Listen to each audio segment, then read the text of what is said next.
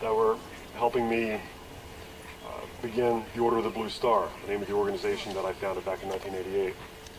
And we were gathered for a weekend of teachings. And I set up these crystals in their geometric constructs, pyramids and octahedrons and different other things, similar to this but not nearly as large. And the power at the house went out. And then as the man reset the breakers, he found that the breakers were fine and their breakers were broken or tripped. So waited for a little while and you see a power truck coming down the street and you thought, well, something happened. So the guy gets up on the ladder truck and fixes whatever's going on, and power comes back on for a while. And as we were all sitting in contemplation, we felt this pulse come out of one of the pyramids, knocked out that transformer and the next one up in the chain. So the power truck comes down again, fixes everything. This went on for 6 hours until we had finally had enough of it. And besides, it knocked out one of the main bridges that fed half this development that he was in.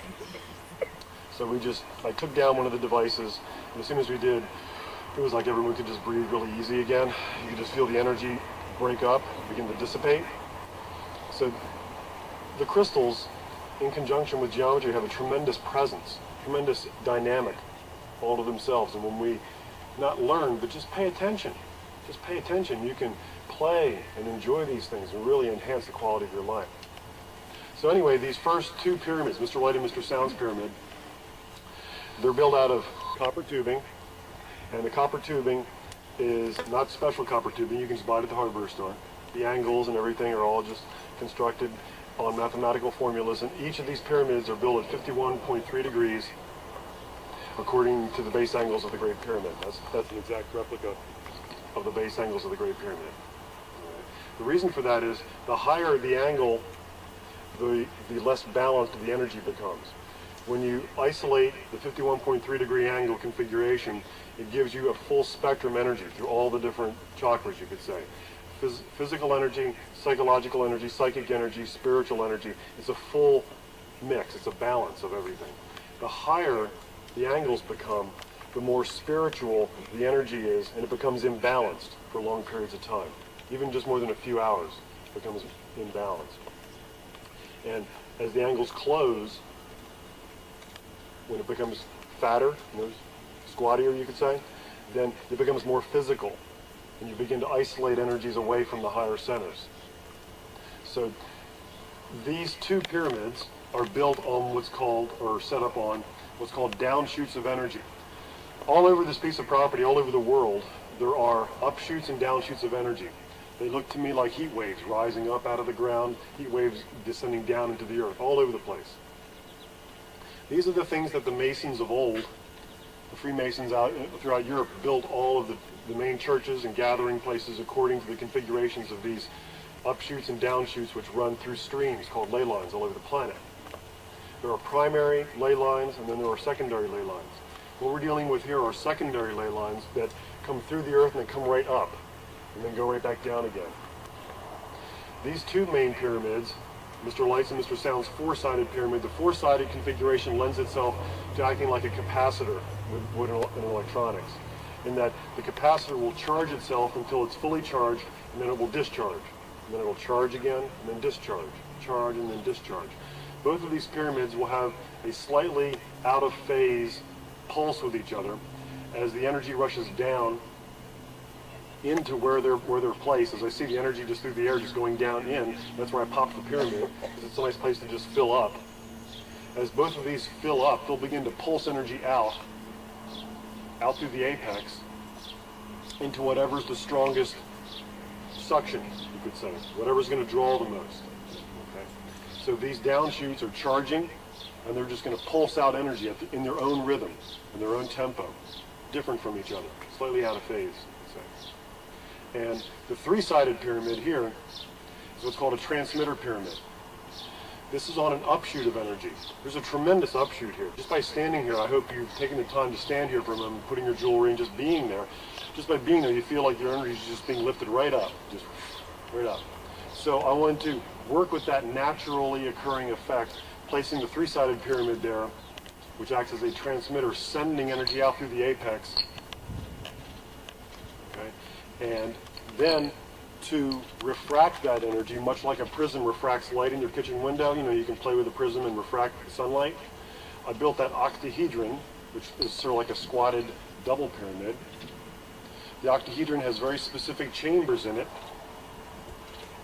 These chambers are holding crystals.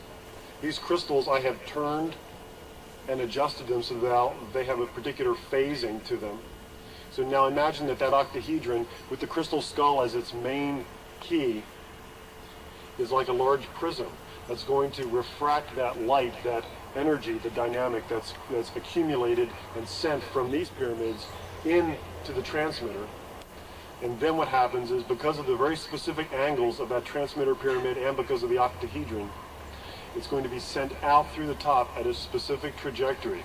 This trajectory, as I spoke to you about last night, is not a vector or directional heading in space. This is a directional heading in time. For the skull to me is not a beacon like a lighthouse. It works in, one of the ways that it works is, it's like answering a phone call. Perhaps the Maya, many, many years ago, made a phone call and no one's answered. And at the end of this cycle, the end of this year of ascension, most of us have been probably pretty well cooked this year, I would think, right? This is a sign that now E.T. can phone home, all right? This is like E.T. phoned home, all right, in a very different kind of way. It's not a phone call to people, it's a beacon into time. It's a beacon into time, because the Mayan were not space travelers from different planets. They were time travelers. They are time travelers. Is, are, will be. They're time travelers. And what they're waiting for is a beacon. Not waiting, really, but what they're looking for is a beacon to return the communication that they've shared with us, the seedlings that they've planted many, many years ago. Just to see. It's kind of like a living experiment, like all of time and space is, just to see what happens. So it's an incredible thing that we've all come to participate in. Now that the skull has been placed in its chamber as a key, focusing and unlocking the lock and this whole waveform that we've put up, what I want to do with all of you is engage this. This is a form that's running all by itself now. But now what we send, what we can pump through this, through our own collective, is what's going to send these temporal waves. These pulses that come out of the four-sided pyramids into the three-sided pyramids collect and are shot up in one large wave up into time. You let go into this experience, that you become the sound, that you just dance with it and move with it. Many of the people who have had my harmonic healing workshops work with mudras, hand positions, that you just intuitively put out that refract that sound, much in the same way that fixed geometry does in those configurations. So you may see people, and you may want to play with this yourself, moving your body as you're doing the chanting. Just refracting that sound, playing with it. So I'm going to start off with A, and we're going to chant. And this chanting not only is a sending, you could say, it's like a signal on the carrier wave that we're sending out, but it also engages different parts of the grid within the crystal skull and within the geometry. So it's like awakening different chambers that are dormant. Okay?